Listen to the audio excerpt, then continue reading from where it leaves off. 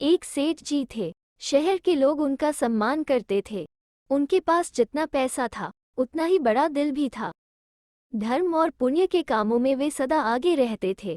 उन्होंने बहुत से मंदिर, अस्पताल और धर्मशालाएं बनवाई थीं। जरूरत पड़ने पर गरीब तो गरीब, राजा तक उनसे उधार ले लेता था। जैसे सेठ जी थे वैसी ही सेठानी भी थी। कभी किसी भिखारी को खाली हाथ न लौटने देती। पूरे देश में सेठ सेठानी की प्रशंसा होती। धीरे धीरे सेठ जी को व्यापार में घाटा शुरू हो गया। उधार लेने वालों ने लौटाया नहीं। मांगे भी तो किससे मांगे। भूखों मरने की नौबत आ गई तो सेठ ने शहर छोड़ने का निश्चय कर लिया। रात के अंधेरे में वो शहर से निकल पड़े। चलते चलते अपने गांव जा पहुंचे। इतने बड़े सेठ की यह हालत। गांव वाले भौचक्के के रह गए। कुछ लोगों ने हंसी उड़ाई और कुछ को दया आई। गांव आकर गरीबी में आटा और गीला हो गया। सेठ जी बीमार हो गए। सेठानी दिन भर बाहर का काम काज करती, तब कहीं रोटी का जुगाड़ हो पाता। इन्हीं दिनों गांव में एक गरीब ब्राह्मण आया। उसकी बेटी का विवाह होना था। वो गांव वालों से सहायता मांगने आया था। उन्होंने ब्राह्मण को सेठ जी के पास भेज दिया। सेठ जी की हालत बदल गई थी, पर दिल अब भी बड़ा था।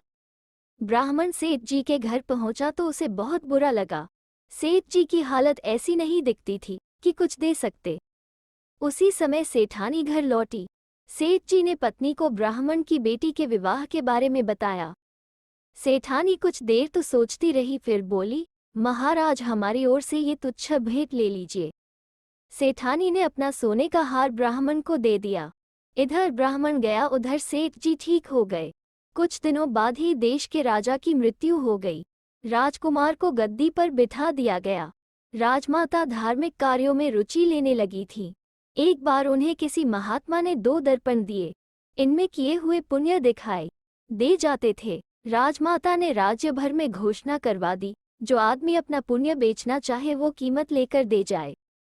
सेठ जी ने ये खबर सुनी तो चल दिए पुण्य बेचने।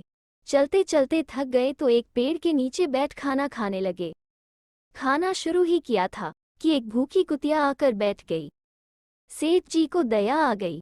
उन्होंने कुतिया को अपनी रोटी खाने को दे दी। खुद भूखे ही रह गए। थोड़ा सा पानी पिया और चल पड़े।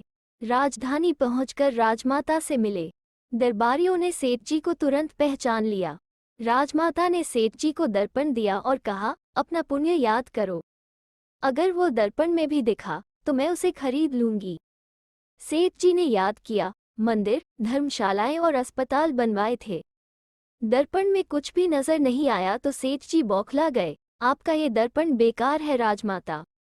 राजमाता ने सेठ जी को समझाया, आप जो पुण्य याद कर रहे हैं वह तो नाम कमाने के लिए किए गए थे। ऐसा पुण्य इस दर्पण में नहीं दिखाई देगा। दूसरा दर्पण लो, इसमें बिना याद किए ही सच्चा पुण्य दिखाई देगा। सेठ जी ने दर्पण देखा तो उसमें पुण्य नजर आने लगे। पहला पुण्य, सेठानी गरीब ब्राह्मण को अपने गले का हार दे रही है। दूसरे पुण्य में सेठ जी भूखी कुतिया को अपना खाना खिला रहे हैं। राजमाता ने सेठ जी से कहा, आपके ये पुण्य एकदम सच्चे हैं। आप चाहें तो मैं ये पुण्य खरीद सकती हूँ। हर एक पुण्य का 10 लाख मुहरें ले लीजिए। सेठ जी पुण्य का महत्व समझ गए। उन्होंने राजमाता से कहा, राजमाता, अब मैं ये पुण्य किसी भी कीमत पर नहीं बेचूंगा। सेठ घर के लिए वापस चल दिए। तभी पीछे से आकर मंत्री ने कहा, आपको महाराज ने याद किया है। सेठ जी दरबार में पहुंचे तो राजा ने उन्हें आदर सहित बिठाते हुए कहा, सेठ जी, आपसे मेरे पिता ने 50 लाख मुहरें उधार ली थी। संकट के समय दिया, ये पैसा बहुत काम आया। अब आप ब्याज सहित अपना पैसा ले लीजिए। सेठ जी को इतना पैसा मिला कि कारोबार फिर चल निकला। सेठ सेठानी सुख से रहने लगे। दान पुण्य का काम अब वे चुपचाप किया करते थे, नाम कमाने के लिए नहीं। पता ही नहीं लगता था कि दान किया किसने है। मणिपुर में इंद्रसेन जौहरी का बड़ा नाम था। उसकी एक सुंदर कन्या थी, नाम था नीलम। कई युवक नीलम से विवाह करना चाहते थे, किंतु इंद्रसेन का एक ही जवाब होता, नीलम एक जौहरी की बेटी है, किसी कबाड़ी की नहीं। मैं उसकी शादी उसी से करूंगा जो मुझसे भी अधिक योग्य और बुद्धिमान हो। चित्रसेन नाम का युवक मन ही मन नीलम से प्रेम करता था, किंतु वो एक गरीब युवक था। एक बार हिम्मत करके चित्रसेन से इंद्रसेन के सम्मुख नीलम से विवाह का प्रस्ताव रखा। बस फिर क्या था, इंद्रसेन ने बेइज्जत करके उसे दुकान से बाहर निकाल दिया और हमेशा की तरह कहा, नीलम एक जौहरी की बेटी है, किसी कबाड़ी की नहीं। उसका विवाह किसी बुद्धिमान से होगा, तुम जैसे किसी मूर्ख से नहीं, जिसे इतनी भी अक्ल नहीं कि झोपड़ी में रहकर महलों के सपने नहीं देखने चाहिए। चित्रसेन चुपचाप सिर झुकाए चला गया। कुछ दिनों पश्चात इंद्रसेन की दुकान पर दो व्यक्ति आए। उनमें से एक के सिर पर शानदार पगड़ी थी, गले में मोतियों की माला व चेहरे पर रोबदार दाढ़ी। उसने अपने आप को रोशनपुर का राजकुमार बताया। उसके साथ उसका सचिव था। उसने कई हीरे देखे। अचानक उसने एक हीरे की ओर देखते हुए उसकी कीमत पूछी। 1 लाख रुपए, इंद्रसेन ने जवाब दिया। राजकुमार के इशारे पर उसके सचिव ने तुरंत 1 लाख रुपए गिन दिए। हीरे को देखते ही राजकुमार ने कहा, अरे याद आया, बड़ी रानी के लिए भी तो ले जाना है। एक हीरा ऐसा ही और दे दीजिए। इंद्रसेन के पास वैसा हीरा नहीं था।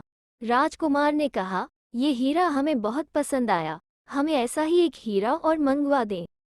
मैं ऐसे हीरे के लिए 5 लाख रुपए तक देने को तैयार हूँ। सेक्रेटरी, इन्हें पेशगी स्वरूप 1 लाख और दे दो। ये कहकर राजकुमार चला गया। उसके पीछे 1 लाख रुपए देकर सेक्रेटरी भी चला गया। हीरा तो 1 लाख का है, ये राजा लोग बड़े सनकी होते हैं। राजकुमार के जाते ही इंद्रसेन सोचने लगा, यदि ऐसा ही हीरा और कहाँ से मिल जाए तो उसे पूरे 4 लाख का फायदा होगा। उसने अपने आदमियों को हीरे का वजन, रंग, चमक आदि के बारे में बताते हुए कहा, हर बड़े जौहरी की दुकान तलाश कर ऐसा ही हीरा खरीद लो। 1 माह के भीतर इंद्रसेन के आदमी निराश होकर लौट आए। उन्होंने कहा, वैसा हीरा कहीं नहीं है, सिर्फ कंचनपुर के कृपाल सेन के पास है, किंतु वह उसे 4 लाख से कम पर बेचने को तैयार नहीं। 1 लाख के हीरे की कीमत 4 लाख रुपए। आश्चर्य से इंद्रसेन सोचने लगा, अगले महीने राजकुमार आएगा और हीरा न पाकर अपने 1 लाख रुपए वापस ले जाएगा।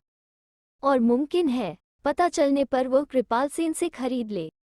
यदि वो स्वयं 4 लाख रुपए में खरीदता है तो भी उसे 1 लाख रुपए का फायदा होगा। ये सोचकर उसने 4 लाख रुपए में वो हीरा खरीद लिया। धीरे धीरे महीना गुजर गया, किंतु राजकुमार नहीं आया। इंद्रसेन के मन में भय हो गया, यदि राजकुमार नहीं आया तो उसे बड़ा घाटा होगा। दूसरा, तीसरा और चौथा महीना भी बीत गया, राजकुमार नहीं आया। इंद्रसेन समझ गया कि अब राजकुमार नहीं आएगा। कुछ दिनों बाद चित्रसेन इंद्रसेन के पास आया और नीलम से विवाह का प्रस्ताव रखा। इंद्रसेन ने कहा, तुम फिर आ गए, मैं तुम्हारे जैसे मूर्ख के साथ अपनी लड़की का विवाह नहीं कर सकता। वो जौहरी की बेटी है, किसी कबाड़ी की नहीं। तुझसे भी चतुर व्यक्ति से उसका विवाह होगा। तब चित्रसेन ने कहा, मैं आपसे अधिक बुद्धिमान हूँ। उसने बताया कि उसने ही राजकुमार का वेश धारण कर 1 लाख रुपए में हीरा खरीदा था और वैसे ही दूसरे हीरे के लिए 1 लाख पेशगी दिए थे। मैंने पहले ही सारे जौहरियों के यहाँ इस बात का पता कर लिया था कि जो हीरा आपके पास है वैसा और कहीं नहीं है। अतः उस हीरे को 1 लाख रुपए में खरीदकर वैसा ही हीरा 5 लाख रुपए तक खरीदने को कहा। यही हीरा कृपाल सेन को दिया और कहा कि इसे 4 लाख से कम पर मत बेचना, क्योंकि मैं जानता था कि आप 1 लाख के लालच में ये हीरा 4 लाख में जरूर खरीदेंगे। मैं ये हीरा 5 लाख में निश्चित खरीदूंगा। इसका विश्वास दिलाने के लिए 1 लाख रुपए आपको पेशगी दिए, ताकि आपको शक न हो। इस प्रकार जिस व्यापार में आप 1 लाख का लाभ सोच रहे थे, उसी व्यापार में मुझे 2 लाख का लाभ हुआ। इस काम में मेरे मित्र कृपाल सेन ने मेरी मदद की। इंद्रसेन ने चित्रसेन की इस बुद्धिमत्ता पर मुग्ध होकर नीलम का विवाह बड़ी धूमधाम से उसके साथ कर दिया। इंद्रसेन ने 1 लाख रुपए और वो हीरा भी चित्रसेन को भेंट कर दिया। दोस्तों, कैसी लगी आज की कहानी? अगर अच्छी लगी तो लाइक और शेयर करें और चैनल को सब्सक्राइब करना ना भूलें। फिर मिलते हैं एक नई कहानी के साथ।